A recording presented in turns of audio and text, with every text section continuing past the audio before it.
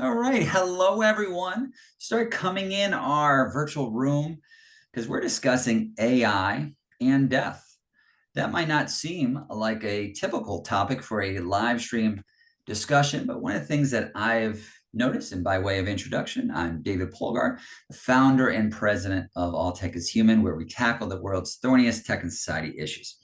But one of the things that I've noticed over the years interacting with tens of thousands of people that we have on our community. So if you're not currently part of our community, please join our Slack where we have over 12,000 people across 109 countries. We also do in-person gatherings in New York, San Francisco, DC, and an upcoming one in London. Also with our new ATIH program happening in cities across the globe. So one of the things I've noticed by interacting with these tens of thousands of people is that tech intersects with humanity, right? It intersects with how we live, love, learn, even die. It's a line that I've repeated over the last 10 years, being on lots of different stages or virtually. And it's that last part that we're talking about today. So really thrilled to bring on Dylan Thomas Doyle, an AI ethicist. You also might know Dylan's work from the popular podcast, the Radical AI Podcast, which actually collaborated with All Tech is Human a few years ago on some great projects. And then Dylan recently launched AI-tocracy, which he is going to tell us all about. So Dylan, welcome to All Tech is Human's live stream. We have a 25-minute conversation together. Really thrilled for you to make the time. So how's everything on your end? It's good. David, this is awesome to be here with you. We've kind of been in similar circles for a while, and I've been a big fan of yours ever since your podcasting days back in the day. I need to bring that back. We need some funny tech. Right. We need more humor in 2025, right? That's right. And so for me, I basically did all this stuff in the AI ethics space about 5 years ago, and then I disappeared into the world of PhDs. So I went to go do my. You were studying, writing. I was doing all the things that were very insular, very ivory tower-esque, and now I have emerged back on the scene. So I, just by way of very quick introduction, because I want to get to the conversation, my name's Dylan. I got my PhD from the University of Colorado Boulder, where at the highest level, I research AI safety, and especially in terms of AI interaction. So I do a lot of work with at-risk populations like children and teenagers and older adults, and how they are using AI to navigate you used the word thorny, some of the most thorny life transitions, which includes death, which is what we're talking about today, but it can also include, say, the character AI stories around suicide and teenagers and some of those more serious topics. And at the same time, I now am doing a lot of work in the AI and media space. We launched AI-tocracy, and the vision is basically to add on to what the awesome coalition work that you're already doing, bringing together policymakers and other people who are commenting on AI and power. You can think of Karen Howe's book as a really great encapsulation. We recently had her on the live stream. I know. I watched it last night. It was great. It was a great conversation. And so trying to really lift up some of those voices in a similar way that we did with Radical AI for folks who were not part or were invisible as part of the AI ethics conversation at the time. So happy to talk more about that, but let's get into death. Let's get death. You might have seen Beetlejuice and you're thinking about it. So let's dig into the conversation.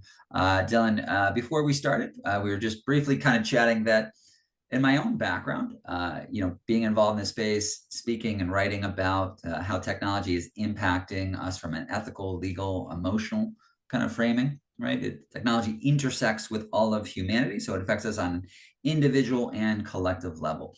But I've had the chance actually to do a few talks on AI and death, or even kind of before that, just thinking generally of emerging technology.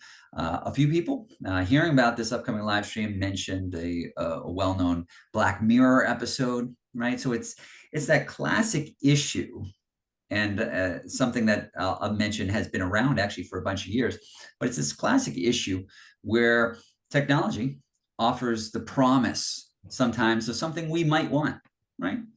So in that Black Mirror episode, it's the situation where somebody wants to recreate a loved one to continue the conversation, right? Because nobody likes when their loved one passes away. But I think it as the episode points out, are we more than a collection of if this, then that, right? Are we something that can be replicated, or does that become a poor facsimile of who we are as individuals? One of the things that I've always kind of reflected on is that the kind of greatest irony of our modern life is that the rise of digitalization has caused us to reflect more on our humanity, right? So you see a lot of people talking about what it means to be human in the digital age, and I don't think that's accidental. I think that's also because technology challenges our conceptions over uniqueness, or over our conceptions of even communication, right? I also mentioned, which I think is a little bit more comedic, that years ago did a TEDx talk on post-death communication. Back in 2013, there was a bunch of different startups getting into the space saying, Dylan, when somebody you love dies, you can still Skype with them, right? So there was a whole service around Skype with your deceased loved one, right? This wasn't a parody. This wasn't The Onion. This was real life, right? You also had one, which was my favorite log line, which says, your heart stops beating, you'll keep tweeting, because I guess the world needs more tweets. So that's what that startup, which I don't think is around any longer, but kind of pitched that. So Dylan, to you, what are the first things that come to mind when you think about AI and death? Because you're actually at that intersection, right? You're an ordained minister, you get a PhD, you think about ethics, right? Technology is now giving us these existential questions. So when you're thinking about AI and death, what really kind of comes to mind on your end? Yeah, so I am sort of a unicorn, I'll say, in the death research, especially in the AI ethics death research area, where I am a minister. So I served a number of years as an ordained Unitarian Universalist minister, small liberal tradition. And then I served as an interfaith hospital chaplain, where I especially worked in the neuro ICU unit and then the burn unit. And much of my job was to help people make meaning, and especially spiritual meaning, out of their lives, but also at their times of death. And so when I go into this work on dead bots, Griefbots, generative ghosts, there's all these terms. I come in from a very humanistic, but also a spiritualistic, may be the wrong word, but it's the best one I have right now, perspective on humanity and compassion. But to take up the highest level of what we're talking about here. So whereas 10 years ago, we might have had the Skype that could regurgitate the information about your loved one or play a pre-recorded clip. What we're seeing with generative AI is what something Dr. Jed Brubaker over at the University of Colorado, who's obviously a supervisor and close colleague of mine, what he calls generative ghosts, which is that they're no longer just regurgitating this information, but through this ability to use generative AI, they're actually putting together these nodes and pieces of information that we've scraped about this dead loved one and able to create new information and create new media out of that. So the Black Mirror episode, I'm not saying that we should buy into the hype that it's happening right now, but the fact that this is a growing billion-dollar industry for some of these companion chatbots of our dead loved ones is telling that the technology to some degree is here, and then our job is to sort out what that hype is versus the reality. Yeah, and then I want you to unpack maybe Griefbots for everybody who's tuning in, and then also if anybody has a question, please use the Q&A section, and also interact with other people here through the chat. But as you mentioned, right, the difference between regurgitating something versus now generating new content, and therein kind of lies the rub, because I think what people are always struggling with is attribution. Right. Yeah. So let's imagine, and I actually calculated this, Dylan, as a 37% chance of happening. There's a 37% chance that I, Final Destination style, go to my demise through getting hit by an Uber Eats driver. And because I live right in Manhattan. How did you, this is an aside, how did you calculate that? What was your, metrics? This is, it's fuzzy math. It's more intuition by the amount of times that I've had to dodge and escape my early death. from people who go very, very fast on e-bikes, which is a problem in New York City. Yeah. However, if that happened today, so let's imagine we have this conversation. I'm psyched and I'm like, wow, it's a beautiful day in Manhattan. I want to think about the conversation I have with Dylan. I run outside, bam, get slammed by an e-bike. No longer, right? But Dylan, you say, hey, I can't believe I just had this good conversation. Now David is long gone. I still want to have a conversation with him. So unbeknownst to you, I launched the David bot, which was just kind of learning based on my previous conversation, my previous online activities. I post a lot on LinkedIn. It's scraping all of that. It's saying, this is who David is. You ask it a question, it responds. So now next week, you're having a conversation with the David bot of a person who no longer exists. How do you unpack that in terms of its attribution? Because actually, even legally, this is going to be a major issue too, because if we're pretending, right, that this is the same person, then what if the bot, the version of that says something offensive? Does that mean that the underlying original flesh and blood person who's no longer here, does that get attributed to them? Or is that something that we kind of separate and view it as a more like entertainment fashion? What do you think about that, Dylan? I mean, I think it's a very big question. So we can definitely go into the technicalities, but I think you summarized it pretty well. You scrape a bunch of data, say you put a bunch of journal entries of your father who's recently passed away into some sort of algorithm that is generally proprietary by some startup somewhere. And then it generates either a visual, audio, or written chatbot, ChatGPT like account where you can exchange with it.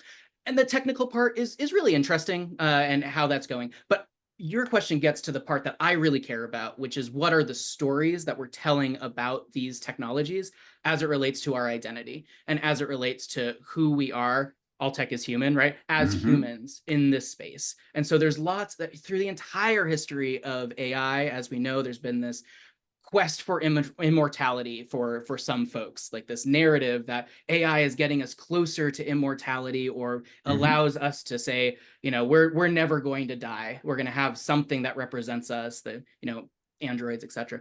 And this area, like you're pointing out, is a space that I find really interesting for us to question. Well, what do we mean by being alive? What do we mean by who is David, right? Like who is David right now? And then how is that encoded into this weird imperfect technical system that may have these AI hallucinations? Like you can imagine, right, having say a bot of your dead grandmother who then makes a threat against you, right? Because the AI has triggered in some way where there's now a hallucination based off of the data that, it's like creating false citations that we might see in ChatGPT.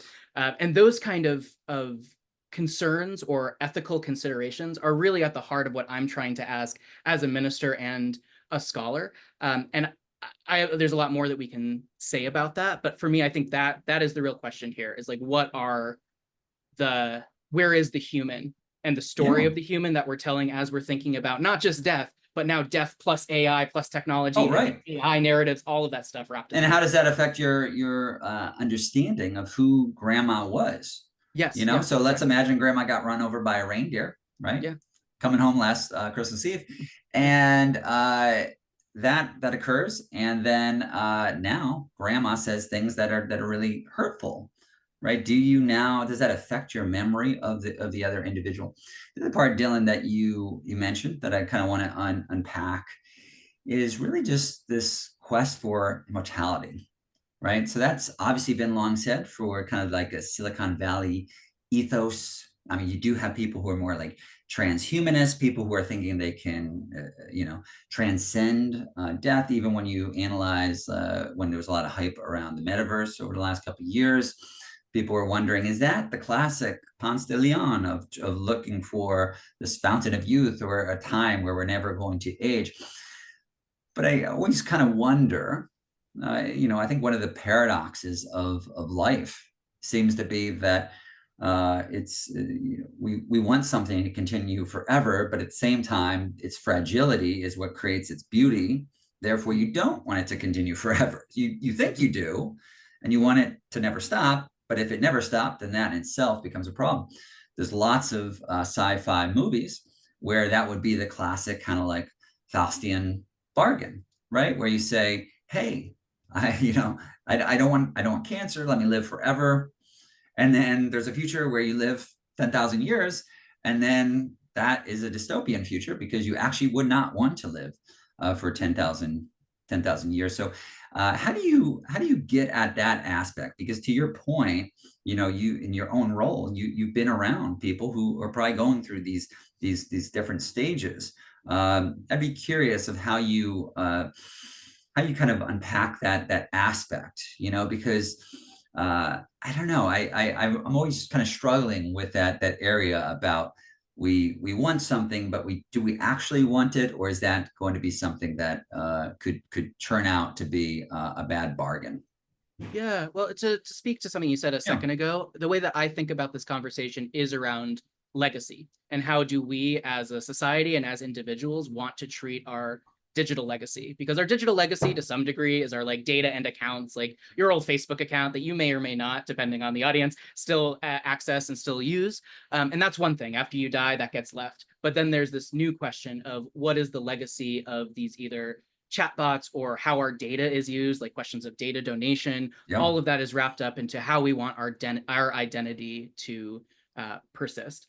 The second thing is, we don't have to get too far into the rabbit hole, but something I've been thinking a lot about is this artificial general intelligence set of narratives that we have out in the world, and whether there is an analog, I guess, to our quest for this thing that may or may not be coming in the future, and this quest for not just immortality, but for that legacy to persist, like you're saying, like a tuck everlasting effect, right? But for me, I think my take home on this is to oppose a lot of what is in the popular press about this topic, because a lot of the popular press is the utopian, your loved ones can live forever, and it's going to help you grieve, which it might, but it's going to fix everything around death in our world. And then you have the stories coming out which get a lot more clicks, which are, oh no, this is going to ruin everything we know about life and death as we know it and our relationship. And I think the truth is somewhere in the middle of this. Technology is real and it's evolving, and people are putting money into it. I mean, you can go online. I'm not going to endorse any particular companies, but like you can go online and search like Griefbots, Griefbot free trial, what have you, and you can go do it. But for me, it's how do we be pragmatic about this? How do we like cut out of the hype and the things that we might have yearning for, to say, okay, but what is the technology in front of us, and then how is that impacting the way that we like interface with AI or technology or death in the present moment? Which I think it gets to your point of like those stories that we tell at a higher level. Well, one thing I want to say, and then actually we're going to get to an audience question that came in that I think we'll talk about.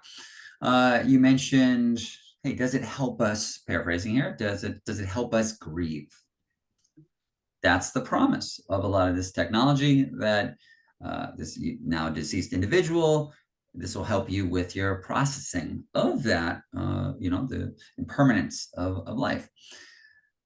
I guess the challenge to that, though, would be most of us know, we might not use the term, but the 5 stages of Kubler-Ross, the last stage is acceptance. So, right, one of the struggles people have, right, and they talk about like denial, negotiation, right? We know these things. Acceptance being the last stage. I would wonder, Dylan, how do we accept death if AI prolongs it? So in that scenario, let's imagine Granny Bot, right? So, and this actually happens in the Johnny Depp movie called Transcendence, came out a few years ago. It kind of went off the rails. First half, pretty good. That's my review. So in the Granny Bot scenario, if you're using that to grieve, now if on one hand you're accepting that this is grandma, this is her persona brought to life, we're chatting, right, online. Let's imagine after a year, I get bored. So now I say, I'm not going to log on. I'm not going to text with, Granny bot here. Well, then now that's kind of strange, right? Because now you kind of have something that you on one hand accepted as the facsimile of the individual, but now that individual is ignored. Yeah. So if on one hand, and this is again also a little bit of a paradox, right? If on one hand you're accepting that as real, then now you're ignoring the very realness that you would have a person, that you're treating as a person. Sorry, you would have this bot that is now just like collecting digital dust. I mean, that seems kind of odd. Yeah.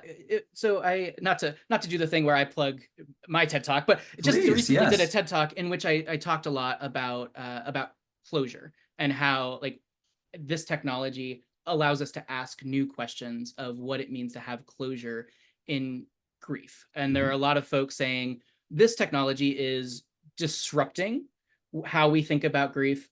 Then there's other camps saying, no, but like, how is this different than having some sort of photo album or some sort of memorial online? And then there are some folks saying this doesn't change anything whatsoever. Let's stop talking about it. But we don't have to we don't have to go into that part of the conversation. But the part of the conversation that I find really compelling is this just a new tool that we have for making sense of grief, for going through those 5 steps of grief? Or is this a new tool entirely that transforms how we are grieving or how we're going to grieve as this technology gets more ubiquitous?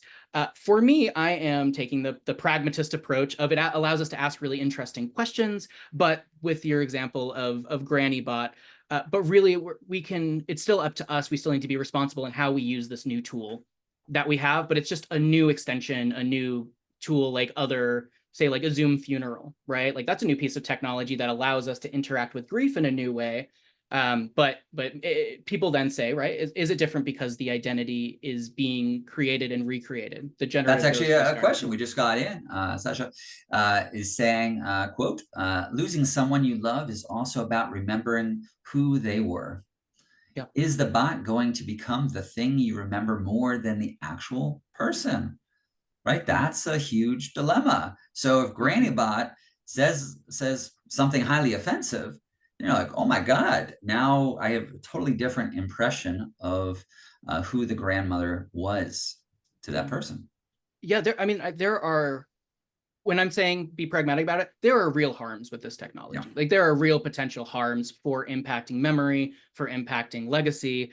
And then also, like you're pointing out, a lot of folks, maybe all of us, do need closure at some point or to be able to let go. And I think there's some in-process research, nothing I can cite right now, saying that, yes, people will hang on to the image or to the identity of this loved one because it can feel like the person is still alive to them, especially for people who are grieving. As many of us on the call probably know, when we've lost someone, it can be a really vulnerable time where we're already vulnerable to things like either manipulation or just like increased pain by other factors in our life. And this kind of technology definitely opens up the space to it. But we also have to balance that with maybe, because all of us grieve differently, there are some positive use cases.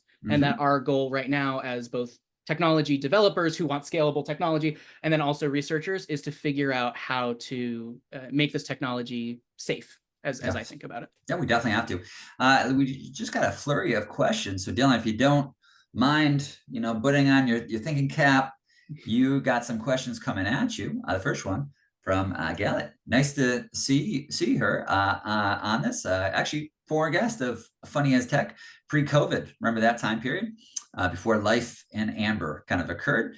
Her question, what are some cultural tools that help facilitate this thinking beyond the AI bots? Example, legal, economic, social tools that promote this thinking at the present. So what would you say to that? Like, are there any kind of tools that are helping us thinking about these larger kind of issues? Like, How have you gone about doing some of this work? What has caused you to kind of reflect in all the multitude of areas that this impacts us? Yeah, I think there's a lot of different lenses that we can take to this and say, as an academic, right? A lot of different theories. I think about three, perhaps two, different areas that are really informing the development of this technology on the ground level. And most of my research is in the US context. So my colleague, Tomasz Holinek, who's wonderful, everyone should look him up. He's doing work at Cambridge around this topic. He just did all of these different interview groups around the world doing what we call speculative design. So what can these technologies look like ideally in the world from these different cultural areas? But from the US context, how I look at this is from the regulatory perspective and like regulatory tools that we have, and then the cultural perspective, the sociological perspectives.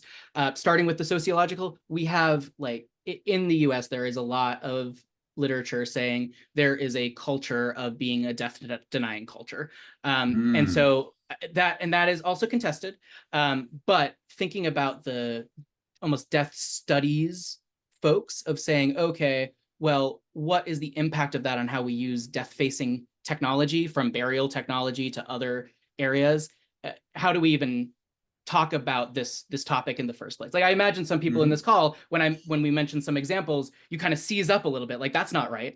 And there's a cultural set of lenses that we can apply to that. Definitely. On the regulatory side, this is the Wild West right now. I guess to use another US-based metaphor.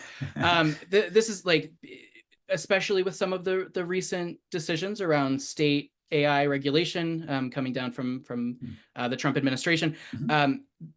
There is, again, a fair amount of startups who are continued to be funded, saying we're going to make this Griefbot thing, but better, or for a new population, or et cetera, and trying to scale this technology quickly.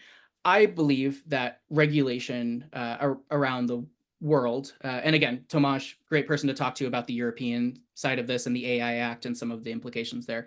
But I believe we really need regulation around consent for this technology, especially the consent of people who are dying for their data to be used. And right now, there are, as far as I'm aware, there are not best practices for that out in the field, especially for Silicon Valley startups. So that's not necessarily like a theoretical lens, but that's an area of lenses that I apply to this area. And Gail had actually just commented a related book, Technologies of the Human Corpse. Very interesting. I have not read that book yet, but I'll put that on the list. It's a good book. Good. Oh, perfect. Yeah. Patrick just gave us a question that I think dovetails nicely with our conversation, Dylan. His question is, quote, do you think AI can play any ethical or meaningful role in helping living people confront the reality of death, rather than avoiding it through legacy tools or speculative or immortality? For people who struggle with existential dread, hey, 2025, I think there's a lot of people there. Can technology expand the ways we engage with that fear more directly? Wow, that's interesting, right? Because a lot of modern technology is used in therapeutic purposes. There's a lot of tech that is kind of positioned around phobias that people might have. So you do have people who would be afraid of death, or maybe the pain of death, or something along those lines. So what are your thoughts there, Dylan? Yeah, well, as someone with existential dread about a great many things, I think it's possible. I think it's a greater conversation about how we as individuals, like where our fear is originating when it comes to death, if we're thinking about fear. So what is the need that we have, and then how technology is going to meet it. So for example, if our need is to think about the afterlife, right? Like and I think Black Mirror sort of gets at this. AI is great at generating a bullet point list of things that are like, this is what the afterlife could be about. And so I think AI can be really good at generating options or broadening our imagination around death. I think the concerns around AI using this in the space beyond the legacy tools is that it can almost serve as a surrogate for us doing the hard work of confronting grief in our lives, because we all lose someone. We're all going to die someday, and that's really hard to confront. And it might be easy for us to export that to, okay, well, how like this AI like I don't need to deal with this because I had this one conversation with character AI one day, but like I'm not, that's fine. Like I'm just going to put that over there. And so I think we have to balance the pros and harms of that.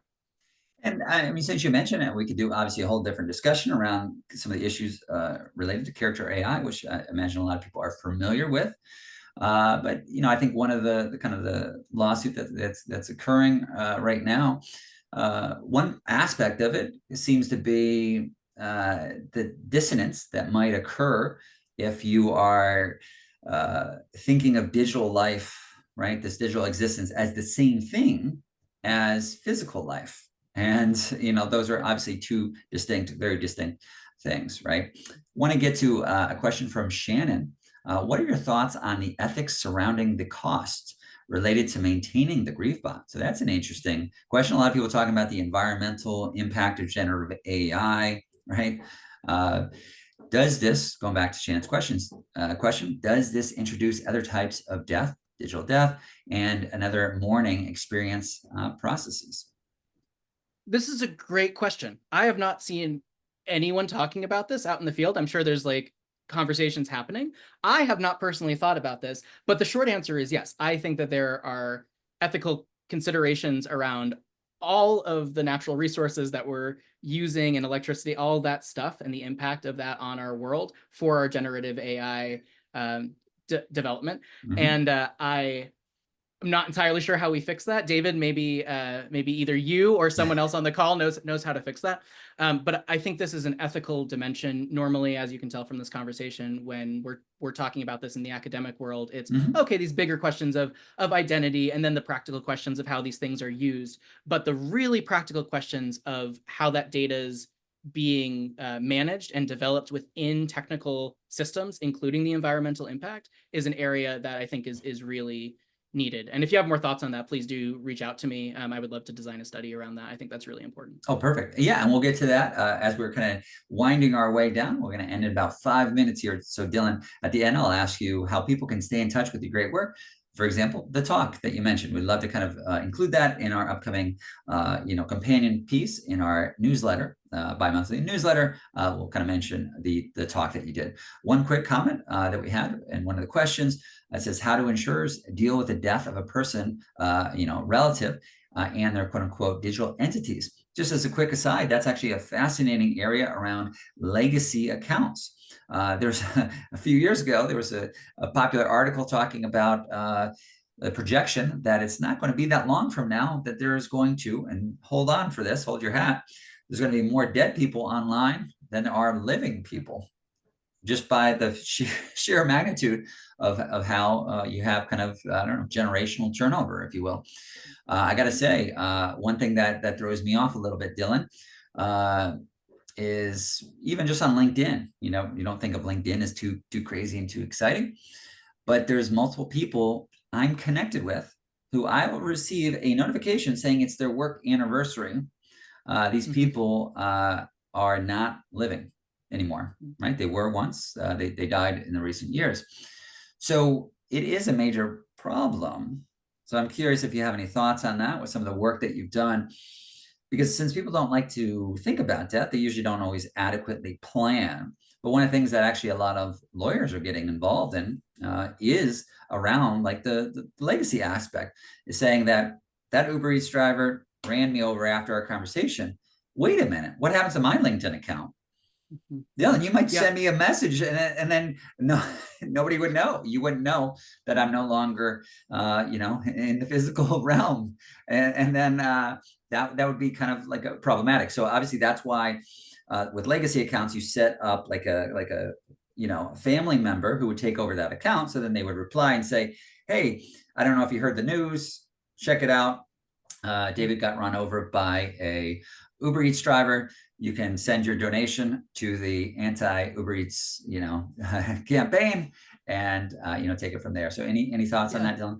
Yeah. I think the first thing I'll say is that a recent, I think it was an internal study by NordPass, which is a password management company. So take it with a grain of salt, but said that the average person has 168 open accounts, and so you can imagine that when you die, all of that stuff is left then to your family or to whoever, or just in the ether to manage. And we most recently did a study basically saying that of the top, say, 35 companies out there, so from Facebook to Instagram to even Amazon and Apple, about 15% of those companies actually offer adequate support. And I'm happy to link the paper if folks want to know more about what we meant by adequate.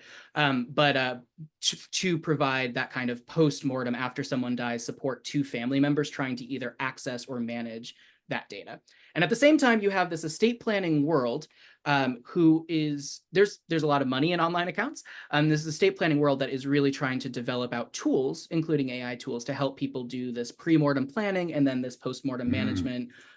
But the problem is that they are very asset focused, which means that they basically ask you to list all of your assets and then create a plan for them. And the problem is, based off of our research, is that it doesn't take into account the relationships that you have with people and then also your personal values. And so what I push more towards is, as we're thinking about technologies for this estate planning or for account planning, how do we embody values within those planning tools that we're using? So it's not just I have these 6 accounts, but then not why you have, like, what your wishes are and then why you have those wishes. Yeah, I think that's the tricky part, because once we compare it to less of a digital kind of time period, and if a person passed away, they might have papers or something that is going through. Hey, they were off this, maybe they have their bedroom, so there's material. But I think the tricky part is none of that material that's found. Something might be surprising. Wow, look at, they have this photo here, but that is stagnant in the nature that it's not going to evolve and it's not going to generate new content. I think the struggle, Dylan, is that now you have something where it might kind of continue on and then continue to generate. So I'm always kind of intrigued by, like, the very idea that what's typically on a gravestone, RIP, rest in peace. So a question I always think about is, how do you actually rest in peace if you're not actually able to rest anymore, right? If like the David bot is going out and saying, like, listen, I'm going to post every day on LinkedIn, and somebody's like, isn't this guy? I thought I went to his funeral. Why is he still posting this stuff? It never ends. So I'd be kind of curious on that end, what occurs. Yeah. I mean, and you saw this back in the day with the Tupac hologram. And then you do have artists that continue to release music posthumously, right? I think most of them were like recorded beforehand. But you see interesting like impact of that when we see that, or when, like you're saying, I have a little bit of a knot in my stomach of like, well, I guess it's good that they're keeping their professional identity alive after they're dead, so that their work and what they produce during their life can continue to positively impact the world. And then at the same time, I'm like, that's gross. Like, don't do that. Like, that person's dead. That's like, we should let that be. But as you're pointing out, there's still, memorialization on Facebook was a huge thing when it came out, and people really appreciated having that ability to have a common place for the community to gather and say goodbye. And so maybe the difference is whether it's for like personal professional gain of the album, whoever owns the rights to the music, versus more of this AI bot is being used to facilitate community engagement with the person and to say goodbye. So perhaps it's a use case scenario. Definitely. We have 2 final questions we're going to get to. One question was mentioning kind of the Christian kind of perspective. You love to kind of hear from your background. How does that influence like American entrepreneurships with like a Judeo-Christian maybe influence? You mentioned kind of the U.S. and maybe how statistically we are, have a struggle with kind of thinking about death. How are you seeing that when you understand your kind of knowledge of different religions and cultures, and how do you think that influences some of this technology that we're developing? Yeah, I think that for not just Christianity, but for religion more generally, and maybe quoting my time as a chaplain, it's the ritual of saying goodbye. There's a way to ritualize these moments of grief and death. And I know that's a loaded word and means probably different things to many of us, but we can perhaps in our existing processes of, say, a mass to say goodbye to someone in the Catholic Church, perhaps there's ways, I'm not saying there is, but perhaps there's ways to incorporate this technology within that ritual, or have this technology help transform that ritual to be more effective for people who are in mourning. I think there's a lot of open questions about that. There's a lot. Sadly, Dylan, when you were describing that scene, what I was imagining is that, the eulogy is happening, and then kind of like this Amazon Alexa turns on, and then the individual says, "Hey, that was sweet. I'm not dead yet. Follow me on Insta." And then it continues on with this post-death communication. There's a great story that people should look into of one of these companies that created a memorial of their mother through a hologram chatbot, and this person was a Holocaust educator. But it was the experience of people at her funeral, her speaking at her own funeral, is very interesting. Oh, wow. And the last very quick thing I'll say is that this past week I had the chance to sit down with Tomas for an episode of AI-tocracy that's live now. And we talked about the term resurrection and how the term resurrection keeps being used in these spaces for Griefbots and deadbots. And that's just like, oh my God, that's a little loaded. Yes. Yeah, that's a whole hornet's nest. But it's interesting the language that we use even in this conversation to talk about this. Well, Dylan, I have a feeling that our conversation together about this topic, given the multitude of issues, is going to continue. To close us out, though, one final question that Isabel mentioned. Again, apologies, we can't get to everything, but Dylan, where can people stay in touch with you? And then we'll get to the final question. Sure. So right now, you can find me on Blue Sky. You can find me, I think I'm using LinkedIn most right now, which is strange, but please connect with me on LinkedIn. Please follow us at AI-tocracy. That's the @ AI-tocracy. And besides that, I'm just going to throw this out there. I was one of the people who got cut from recent funding cuts. And so if you were looking for people to work in the AI safety space, apologies for co-opting for that, David, but please let me know. No, I actually read about that story in the New York Times. It's a big deal. So the last question from Isabel, it says, Dylan, in your time as a chaplain, what did you find were the most helpful things, such as activities, questions, rituals, to help people move towards acceptance? And of those things, do you feel that AI could help with those? So let's end our conversation together with the last stage of Kubler-Ross, acceptance. Yeah, I'll very briefly first say that everyone's experience of grief and saying goodbye is very different. And so things don't work for everyone. And that my job as a chaplain was to help people in the spiritual aspect. And so a psychologist's answer might be different. But for me, it was sitting with people, even people who had no religious background, sitting with them in prayer and just opening that door and saying, hey, would you like to pray with me in this moment? And even if people were like, no, I just want to meditate, they generally just were able to open their hearts in that moment. And it was my ability to facilitate telling the story of that person who had just passed away, telling the family story, and helping them connect to something greater than themselves. That really was what seemed to give people some comfort in a really terrible time in their lives. How AI can participate in that, I hesitate to say, because I think that person-to-person connection is really important. But I think to one of my earlier answers, if AI can help us broaden our imaginations or can prompt us to start those conversations around death and grief, or even in the moment, how we would lift up a prayer to something greater than ourselves, if there are ways we can co-opt AI to do those things, then I think it could be really beneficial. Yeah. Well said. So Dylan, thank you so much for this conversation. Thank you everybody for joining in. We are going to have the video of this. It's going to be posted on our YouTube page and also in our newsletter. Find us at alltechishuman.org. Again, I'm David Polgar from All Tech is Human, Dylan Thomas Doyle. Thank you so much for this great conversation. Thank you all. Thanks, David.